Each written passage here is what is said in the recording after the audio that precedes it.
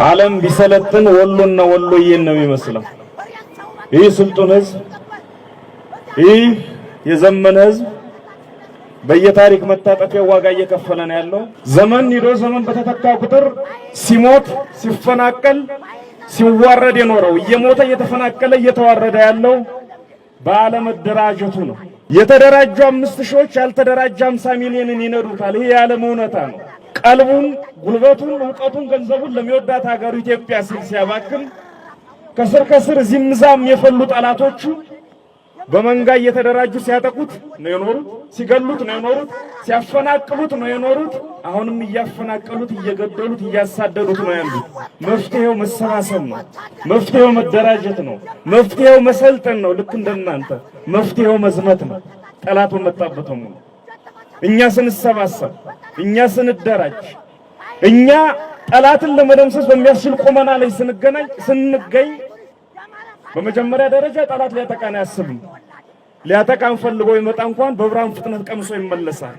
አባቶቻችን አያቶቻችን ኢትዮጵያን ለማዳን ሲያደርጉ እንደነበረው ሁሉ ማንም ነፃ ሊያወጣ አይችልም። ራስን ነፃ የምታወጣው እንድንጠፋ ተወስኖብናል። ሊያጠፉን ዘምተውብናል። መንግስቱ ነው 27 ዓመት ብለውን ሳንጠፋ አግኝተው አሁን በሚሊዮን ዘምተውብናል። በሚሊዮን ከዘመቱ እኛ ሚሊዮኖች ነን፣ ብዙ ሚሊዮኖች። በሚሊዮን መመከት ነው የሚያስፈልገው። መዘናጋት አያስፈልገንም። ሊቁ እንዳለው ሰላም በሁለት ጦርነቶች መካከል ያለ የአፍታ ፋታ ብቻ ነው። ዓለም ላልቃሻዎች አትሆን፣ ዓለም ለተንበርካኪዎች አትሆን፣ ዓለም ለደካሞች አትሆን። ብቁ ካልሆንክ ትተፋሃለች። ራሳቸውን ላዘጋጁ ራሳቸውን ላበቁና ለሚያበቁ ናት ዓለም። ደካማን አታስተናግድም ዓለም። አያቶቻችን ጠንካራ ባይሆኑ ኢትዮጵያ የምትባል ሀገር እንኳን እስካሁን ከነሙሉ ቁመናዋ በታሪክ መጽሐፍት ላይ ብራና ላይ እንኳን ስሟን አናገኘውም ነበር። ዓለም የጠንካሮች፣ ዓለም ራሳቸውን ያዘጋጁ፣ ዓለም የብቆች እንደሆነ የተረዱ ቀደምቶቻችን ጠላት በመታበት አቅጣጫ ሁሉ ለጠላት የሚገባውን እያደረጉ ጠላትን እያቀመሱ እንደ ሀገርም እንደ ማህበረሰብ እስካሁን አቆይተውናል።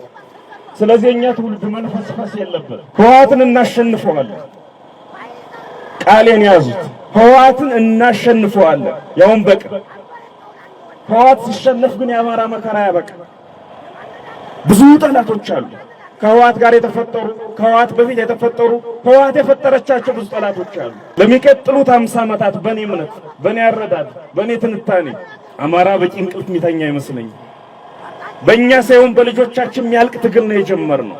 እንደ ማህበረሰብ እንድንጠፋ የሚፈልገው ኃይል ዚምዛም ትንቅንቃችን ከብዙ ኃይል ጋር ነው የሚሆነው። ለዛ ራሳችንን እናዘጋጅ። የውጭም የውስጥም ጠላት በወረረን ቁጥር ራሳችን ለአድርባይነት አስገዝተን በባንዳነት ለማለፍ የሞከርን ሰዎች በታሪክ ምን እንደገጠማቸው እናውቃለን። አሁን ምን እየገጠማቸው እንዳለ እናውቃለን። የዘመኑን ባንዳዎች ለታሪክ መጻሕፍት ብቻ እንተዋቸው። ራሱ ትውልዱ ነው ታሪካቸው መፈጸም ያለው። ማንም እንዲከዳን፣ ማንም ክዶ እንዲያስክደን፣ ማንም ክዶ እንዲያስገድለን መፍረድ መቻል የለብንም።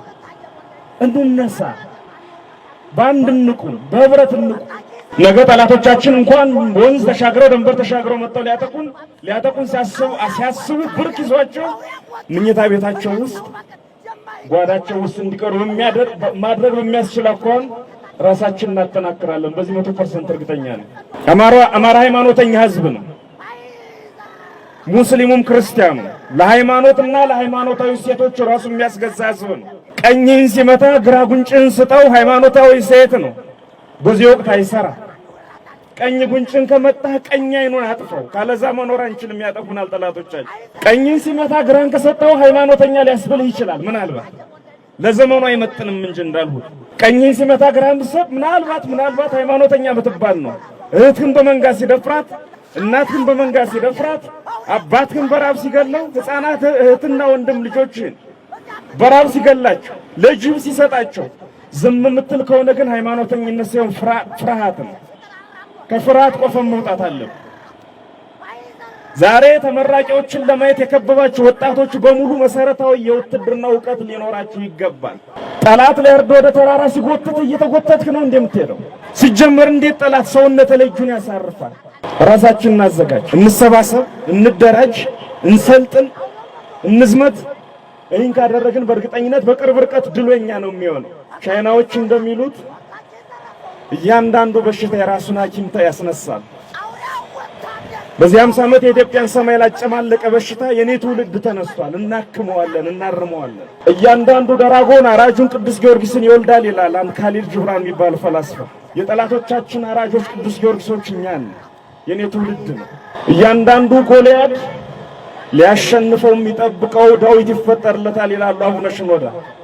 ጎልያዶች ይወድቃሉ፣ ደራጎኖች ይታረዳሉ፣ ጠላቶች ይሸነፋሉ። አማራ በክብር በኩራት የሚኖርበት ዘመን ይመጣል በእኛ ክንድ። አማራም ኢትዮጵያም በሰላም በፍቅር እንቅልፍ የሚተኙበት ዘመን ሩቅ አይሆንም። አመሰግናለሁ። ለዛ እንስራ።